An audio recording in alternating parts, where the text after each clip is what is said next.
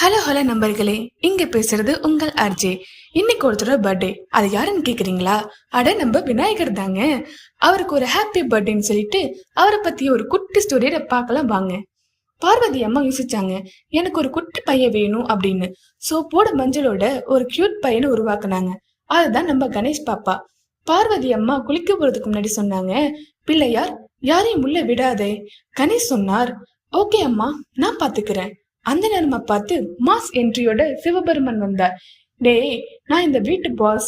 கணேஷ் சொல்றார், sorry boss, அம்மா order இருக்கு, நோ பாஸ் நோ என்ட்ரி. சின்ன மிஸ் அண்டர்ஸ்டாண்டிங், பெரிய சண்டை. சிவன் கோவத்தோட சட்டுன்னு தலையை வெட்டிட்டார். அம்மா ஃபுல் எமோஷனோட ஐயோ என் பிள்ளை அப்படின்னாங்க. சிவபெருமான் தன் தவறை உணர்ந்து சிவன் சொன்னார், வெகு சீக்கிரமாக ஒரு தலையை கொண்டு வாங்க. முதல்ல கிடைச்சது யார் தெரியுமா? யானை. அந்த தலையை வைத்து கணேஷ் மீண்டும் உயிர் பிழைத்தார். இனி எல்லா வேலையும் கணேஷ் பேர்ல தான் ஆரம்பிக்கணும்னு சொன்னாங்க. கணேஷ் கியூட்டா சொன்னார், சரிப்பா, ஆனா கொல்கட்டை அல்டிமேட் சப்ளைவா இருக்கணும் அப்படின்னு. அதனாலதான் நாம விநாயகர் சதுர்த்தினால மகிழ்ச்சியா கொண்டாடுறோம். தடைகள் கிளியர், வேலைகள் சக்சஸ், பாசிட்டிவ் வைஃப்.